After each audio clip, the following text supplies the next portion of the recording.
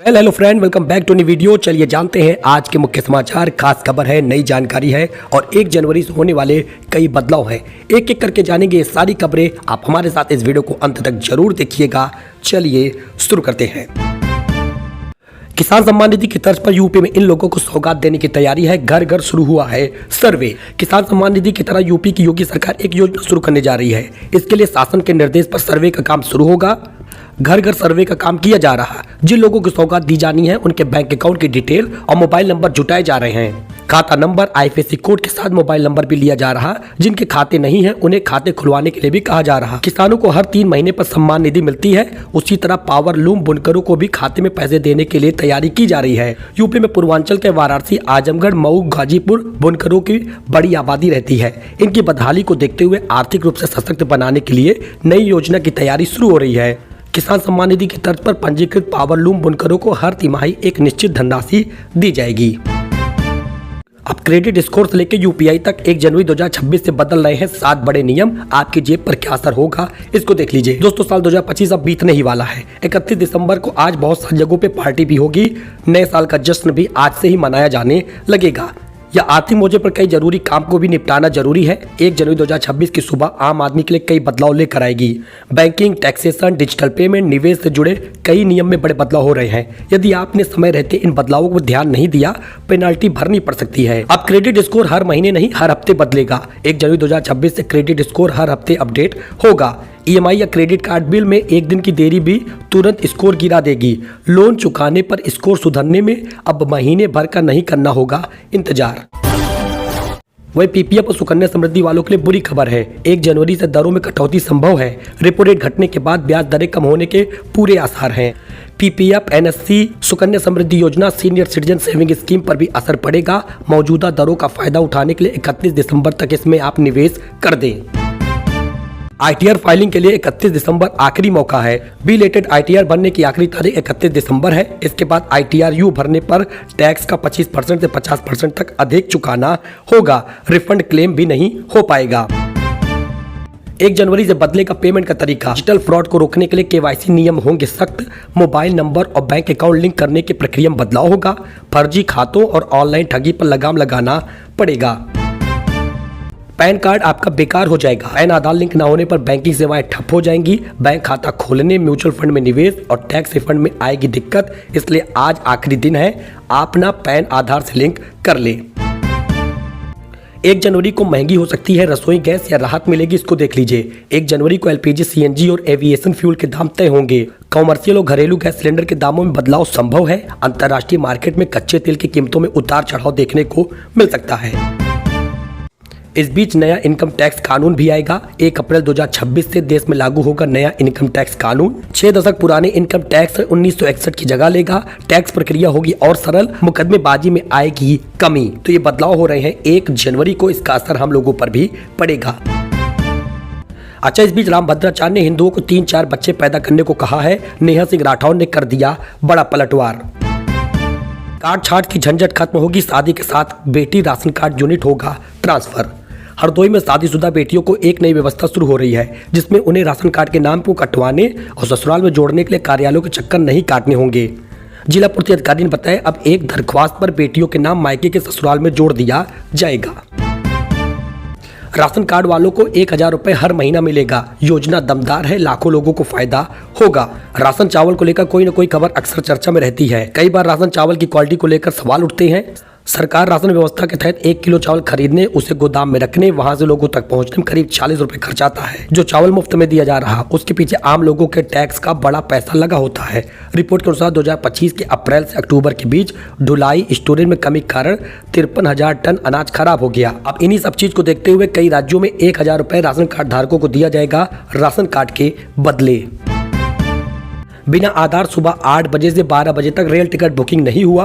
नियम reserve booking खुलने के पहले दिन पर लागू हुआ है। 12 जनवरी से सिर्फ रात में बुकिंग होगी। आधार लिंक वाले आईआरसीटीसी यूजर सुबह 8 बजे से दोपहर 12 बजे तक टिकट बुक नहीं कर पाए।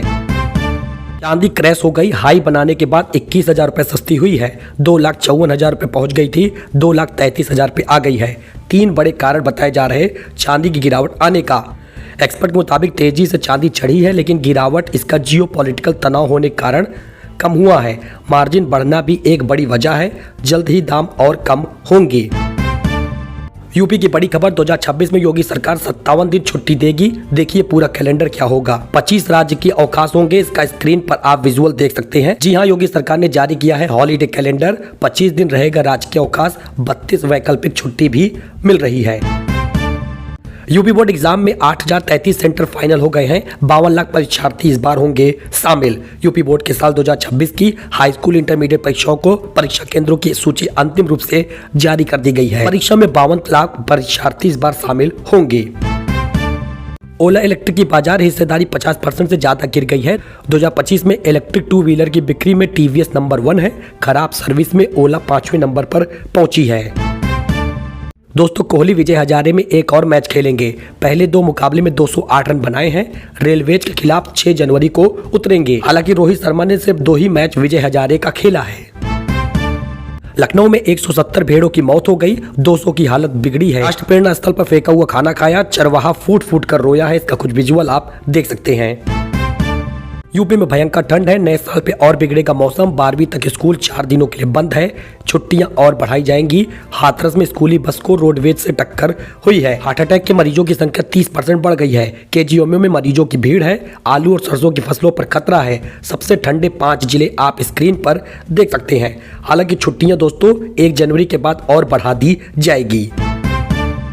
नया साल अयोध्या काशी में 2 किलोमीटर से ज्यादा लंबी लाइन लगी है। खाटू श्याम के दर्शन में 2 घंटा लग रहा। ओंकारेश्वर में वीआईपी दर्शन बंद है। बांके बिहारी मंदिर न आने की अपील भी की गई है। नए साल से पहले देश भर के धार्मिक स्थलों पर भक्तों का सैलाब उमड़ पड़ा है। पर्यटन स्थलों पर भारी संख्या में टूरिस्ट पहुंच रहे हैं। अयोध्या में रामलला और काशी में बाबा विश्वनाथ के दर्शन के लिए 2-2 किलोमीटर लंबी लाइनें लगी हैं। बांके बिहारी मंदिर प्रबंधन ने 5 जनवरी तक वृंदावन न आने की अपील की है। विजुअल आप देख सकते हैं।